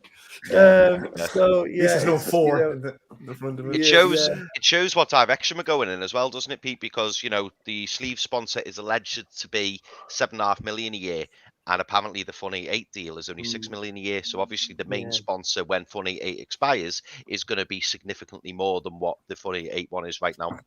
Possibly, yeah. I can't confirm those figures, but I've seen them floating around. I did see those floating around, but I'm not sure. Yeah. I don't think. Yeah, I'd be surprised how people would find that out. And I know where they've come from, but to be careful what we read on the internet. That's the theme of the of the night. It is, isn't it? A question that's not transfer related as well is one about the 3 p.m. Saturday TV blackout. Do you think it'd ever be lifted, Pete? And would Sky, I suppose, then a follow-on question, would Sky ever consider it in a season ticket for your particular club? No idea. I don't know. Don't get involved with that side of it. Really, I think it was started so that attendances weren't affected. So I don't know. I don't know. Sorry. I mean, for me, I try and get to games. And so I quite like that not all the games are on the telly, because I think it, like watching the highlights and so on. But it's something that it might happen down the line. I know people have talked about it, all the games being on the TV. Obviously, not everyone can get to matches, so maybe might. But I'd be guessing. Certainly nothing that's been discussed outside this door right now, I don't think. One last question for both Lee and Peaks. I know they both need to get away. Lee, I'll come to you first. A few people have mentioned it in the chat. Seko Fofana. They've been so excited and based on your sort of on your profiling of him, and they're really interested to know, what's the updates on Seko Fofana, whether he's coming to Newcastle, whether he's going anywhere else. What can you tell us? Well, everyone knows that I'm the founding member of the Seko Fofana fan club. As you know, is a massive fan of him. Cracking player, had a great season last season for Lens and the season before. Should not be playing at Lens, in my opinion. Should be playing at a much higher level. Should be playing European football, minimum Europa League. But again, Lens missed out. He's got no European football. Look, he's a guy that should be playing in Champions League football. It's as simple as that. Linked recently with Newcastle, but also with Paris Saint-Germain, as everyone is going to be linked with Newcastle and Paris Saint-Germain. So we will see what happens. I have said before, I would be massively surprised that if come September the 1st, September the 2nd, whichever day the transfer window ends, that he's still at Lens. It would massively surprise me if he's there playing at Lens for another season. An absolute beast of a midfielder, a real powerhouse, but not just his power and pace. And again, I'm not going to use those same words just to kind of describe him. He's got everything in his locker. He can score goals. He's so energetic in and around the box, but he's really intelligent as well. Can pick a pass, short, long. He's got everything to his game. It'd be nice to see him make a step up and move on to a bigger stage. Certainly, I know that when some links with Paris Saint-Germain recently, I'm pretty sure it'd be interested in that if that was to happen. But it looks like PSG have pretty much sorted their midfield, or will do in the next few days. If those links with Newcastle United are true, then certainly, if that was to ever happen, then Newcastle would get themselves a hell of a midfielder. So again, what surprises me is there's not more interest in him. That's what surprised me so far this summer. But look, there's plenty of time to go. There's loads and loads of time for additions and players to move. So we'll see what happens with him this summer. But a cracking player. Superb. And last question for Pete, Daz. I know there's a few in the old starred section. God. What's the starred section? All the stars section, Pete. All the questions okay. Star it to separate it. Let's go with this one. It's about the talks of 2 young academy players coming from Southampton. Have you heard anything about that? 3.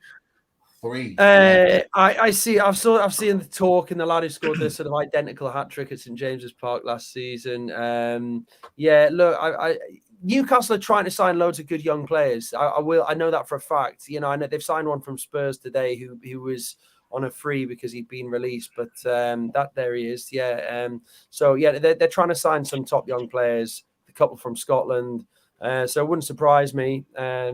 They have, for me, a fantastic academy in place there. It's not been fantastic, but I think they want it to be fantastic. So they've got Steve Harper as the academy manager now, whose job it is to sort of get these young players through into the first team. And they've got a great network there. And Dan Ashworth, I know, is very keen on the academy and bringing some top quality players. And they're building something here at Newcastle very special. So I expect them to sign more young players. And it's not all about the first team now. It's about doing. I think we'll get to the stage where you do become like what we've seen in Chelsea. That we have a lot of good young players that end up going out on loan to Premier League teams, and hopefully that's again further down the line. But feeder clubs and the whole lot. Yeah, all that. Yeah. So just the young players, just to confirm, Jordan Hackett from Spurs has signed 18-year-old today, or has agreed a deal, 18-year-old left back. So he'll be coming in, as you saw the picture. We've got Tyler Dibbling. If you weren't aware of him, he's the one that scored the hat-trick at St. James's Park against Newcastle. The 3 identical goals, if you saw it on social media. Again, another midfielder. And then you've got as well Cammy Doyle, another midfielder for Southampton, who you saw here on the screen. Another young, promising midfielder as well. And obviously, you touched on it as well, Pete. Alex Murphy from Galway. Daz knows him very well. If Martin's to be believed, never believe Martin. And then you got Charlie MacArthur from Kilmarnock's reserve, who's the defender as well. So we're looking to really improve the academy, as you've said, with top young talent from around the UK. So fantastic to see, and it just shows how much the new owners are taking into the whole makeup of the club, not just the first team. But look, at this point now, look, it's been a truly amazing show. Really appreciate you taking the time and the extra time and the extra time that you've took to be a part of the show tonight. With so many questions from the chat. It's been amazing, Pete and Lee. Thank you for you taking the time to come on, and hopefully later on down the line we can have you on again to talk more transfers, maybe later on in the summer potentially. Yeah, I'll come back on when Dominic Calvert-Lewin's the golden boot. Bring him on. Again, I'm tightening. Pete, if you come on with Dominic Calvert-Lewin, we'll all be wearing dresses. There you go. There's the best. Right, good. That's it. No, cheers, guys. Been absolutely I pleasure. really appreciate. Thanks, and Lee, it was a pleasure to speak to you, mate, as well. You too, Pete. Brilliant. We agree on everything, don't we? Which is nice. We do. Absolutely. Yeah, 100%. Great to chat to you, Pete. Cheers. Yeah, well done. Thanks, guys. Thanks for everyone who sent us a question in. I've read. If we haven't answered them, I've read them all, and there were some great questions there. So thank you. I've got to get some sleep, guys. Breakfast show tomorrow morning. Good morning, sports fans. Don't forget to tune in 7 till 10 in the morning, and also hopefully Pete, we'll get some transfer news for you. Your podcast as well. Don't forget that. Next one will be out next week, Monday. I think on Monday, the next transfer talk, and because I'm hosting it, we tend to talk quite a lot about Newcastle more than I probably should, even when nothing's happening. I can't help but help myself. So yeah, give it a listen. We were voted world's best football podcast in the last podcast awards. So that was awesome. We mentioned that on the last show because it was the same week as your 40th, wasn't it, Pete? It was, yeah. Cheers for reminding me of that as well. Love it. All the best, guys. Thank you. I'll let you Thank you. Cheers. Thanks, Lee. Cheers, Lee. Cheers. Thank you. Bye. Absolute legends, guys. for both of them. What a show. What a show. Honestly, unbelievable. Just the chat, the flow, the information that we were getting, just absolutely fantastic. I think we were just kind of sitting back and just listening and taking it all in. But yeah. Okay, this is coming from me. It's Calvert-Lewin, isn't it? Oh no, it's not Calvert-Lewin. He's not coming back out. Get your dresses on. No, it's we have a bit of breaking news before people start to drop off. How many people have asked me about us being on Spotify? I don't know. I got sick of it. Loads. So we are actually now on Spotify. Surprise, lads. We've been on for the last couple of days because it's trial. So it's going to be we're going to go on Spotify for in a limited capacity and on a trial basis, and we'll see how it goes. So now you can, as well as catching us on YouTube, you can get us on Spotify. Can I just clarify something there? Can you just put that picture back up just to there? I love the way we've got everybody's name and then you've got mine at the end with Avon on it. Just to clarify. Wait. Who you are. Love it. Everyone's like, who's Chris? Oh, Avon. Oh, Avon. Yeah, now they know. That guy. So that's I been love it, a mate. Thanks breaking for doing news. that. That's class. It's class that. Yeah, we I know a lot of viewers have said that, you know, they'd like to listen to us on Spotify, and as we all know, sometimes it's difficult to listen you know, to YouTube when, like, you know, you're not watching live kind of thing. It's always easier to listen to in the car and stuff like that. So Spotify, yeah, everyone get on Spotify and listen to us wherever you go. Cool. Mm. Oh, sponsors! Any news? Ooh. Any news? Ooh. I think Martin must have already found it, did he? By any chance did Martin find it on Spotify? Sponsors, yes. We have some other breaking news here. Will I get the breaking news again? Because I have to switch. One sec. Get my breaking news going. Okay. We cleared the comment. Where is the comment? I'll get rid of it. I got it. Yeah, cheers. Excuse me. Okay, so we have a new sponsor. Now, it's a pity Martin isn't here to give us the glory details, because Martin has been in touch with our new sponsor. And shout out to Martin from Machine House. Machine House is one of our new sponsors. Yes, the boys coming on board with us, and they'll be joining us in studio at some stage as well. But anyone that doesn't know who Machine House are, they do a nice range of clothing, and they've only just recently launched. So here's some of the clothing. Some will be t-shirts, hoodies, and men's and women's. So whatever you want to wear yourself. And lovely hoodies. I really like this one. Like that. That's nice. Smart. And yeah, so check out the website. And as I said, we're going to have the guys come on and join us and tell us a bit more about them. And they've got new ranges coming, and they've even shown us pictures of the new range. We can't share them with it because I don't think it drops till August. But some nice gear there. So that's our new sponsor. I think another thing to say about them, Daz, is that, you know, that they're a Newcastle company as well. So if anyone does actually buy from them, you are like helping a local company out. Obviously, Martin's just put in there that they're a Newcastle company as well. Yeah, so you know, you're helping out, you know, another local company and stuff like that. So it's always good to do, you know, support your own. Their line is fantastic. Like, that's just a little snippet that Daz has put on tonight of the level of quality that they've got. Like, say, Daz said they're launching in August. I will be purchasing a number of things for sure.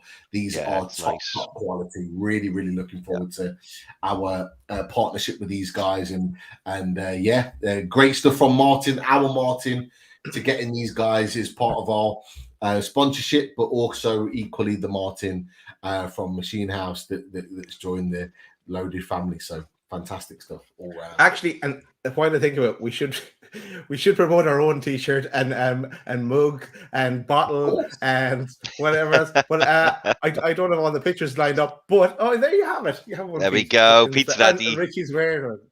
Look at that. You're ready. Love it, boys. And here's a little all the different range of colors you can get as well. There's even more. So yeah, that's available, and of course that's with Shyburns, the partnership with Simon in Shyburns. And you know, I'm going to run through the sponsors here while I'm at it, and then we can get back to talking a bit more. Just a shout out to, as I said, to Simon and Shyburns and his own range of clothing as well, where some profits go towards mental health. And then, as we said, the loaded t-shirt and the mug and the water bottle, where 50% of the profits go towards the Newcastle Foundation. And we're going to Steve Barrell from the Newcastle Foundation to join us as well to talk to us coming up. Also, then just shout out to 1881 and Bronwyn's range that's available. It's still going strong, and to blackandwhitearmy.com and the loaded hat. Also, shout out to Pins and Prints, and everyone knows the range that Dean has there already. Go check that out. And also to Retro and UFC, and the range is constantly changing there, so you have to follow them on Twitter and to get the latest about quality stuff and lovely autographed kits and the whole lot there. So yeah, check that out. That's it from the sponsors. Yeah, just with Retro and UFC, as well. I think there was a tweet out in support of it the other day. Even the Chronicle would touch base with Retro NUFC about some of the tops and their values of it the other day. So clearly a highly reputable sponsor. And it's great to have them a part of the sponsoring family. I know Richie was the man that brought them to the town, or the Toon, should we say, the Newcastle loaded family. So yeah, great stuff. And again, our sponsors are just absolutely smashing it out the park at the moment. Simon, Retro. I was going to say, if anyone has any, if they do go on the Retro website at the minute, don't be alarmed when you see that there's nothing there. The reason being is they've got a huge drop coming in the middle of July, and if you actually look, we actually retweeted one of the tops that they're getting in. And I was speaking to Craig earlier. They've actually got a squad signed 125th anniversary home kit that is going to be as part of that drop. So, someone asked what the price would be. The turnaround said 4K and a kidney. So I don't know what that's going to be like, but yeah. I hear there's going to be a lot of stock getting dropped because they're also going to be looking to do, for anyone who's local up in there and knows Tynemouth Market really well, they will be doing a stall there towards the end of the month as well. If you actually, like the drop-in one that was in Eldon Square when Pete was up in April, they're going to be doing something like that where you can actually go and have a look at the shirts and stuff like that. So he's going to be having a really big drop this month. So it's well worth keeping an eye out. I think it's about the 14th of July, I think he mentioned it was. So there's going to be a lot of stuff going on there. Just as well, I'm just checking out because I did start a poll before the start of the show, and I think just about a question about Spotify. I think 58% were interested in listening to us on Spotify, but of course everyone's going to keep listening to us on YouTube. So that's the main thing. So thanks for anyone that contributed to the poll. I'm going to end that now. So the details are in. Back to you, Pete. Thank you. No, look, it's been an absolute pleasure. Really, really enjoyable hour and 50 minutes just chatting to Pete and Lee and talking between ourselves about all the transfers and all the potential deals that could potentially happen later on in the window. It's been a fascinating chat, and I hope everyone in the chat, all the guys and girls, have enjoyed it as well. And look, from us, there's plenty more to come. We said it right at the beginning of the summer after the season finished that we weren't finishing there. We were going to be busy. There's going to be lots of talk and chat going on about Newcastle, and we are just going to continue. And we have a lot lined up that you guys do not know about yet that we've got lined up in the weeks to come. So keep an eye out. If you haven't yet clicked that thumbs up button, nearly 400 with that click, with a like, with a thumbs up. Click it if you haven't clicked it. Sub if you haven't subbed. We've got another at least 40 subscribers tonight, which is amazing. Thank you to everyone that subscribed. If you haven't yet, please do and support the channel. But ultimately, any of the transfers that you haven't seen, we will catch up with them in the next week. And as Daz has just put up in the screen, we are on the way to 5K. We are 900 away. 900 away already to 5K. We are on the mark. So we're not even in July yet. Exactly. We need to do something for it in 5K, don't we? We need to do something. I don't know what, whether it be a giveaway, whether it be a party, whether it be.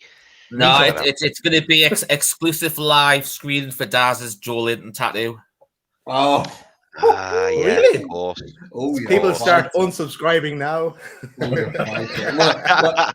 going to start creating accounts now. That's sign up. All the stuff that you mentioned, Chris, about the party, the giveaways, all that stuff will happen anyway. What I would like potentially, I don't know if you boys agree, anyone in the chat has got any good ideas of what we could do to celebrate the 5K. Get them in now. Tweet us. Tweet to the loaded Mag NUFC Twitter handle. Let us know what you think would be a good way to celebrate our 5K when we get there, and we will get there very soon with your support. And I don't want any comments about extra lippy or extra rounds or just sensible ideas, everyone. What? And Shane, we're not going to Australia for a live show either. Oh, how class would that be?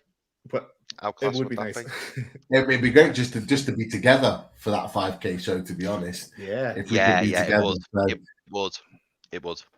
We'll see. What's that, Load stock. 24-hour Everyone's show? still talking about load stock. People are still talking That's about Martin. load stock. Never mind, Martin. I do Well, you love never that know. show. We did discuss something briefly before the show, didn't we? Which might work coming out of the pipe. Chris knows what about. We talked about it last night.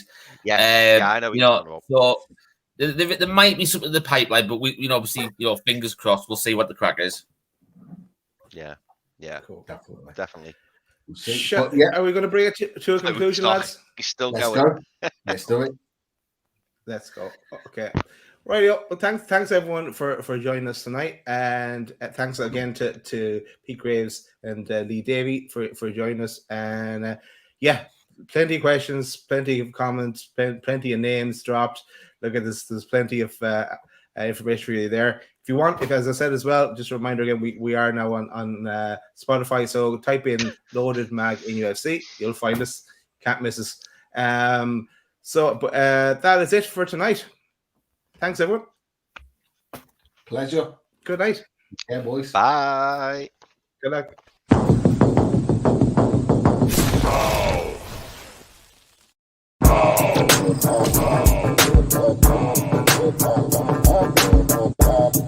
Oh.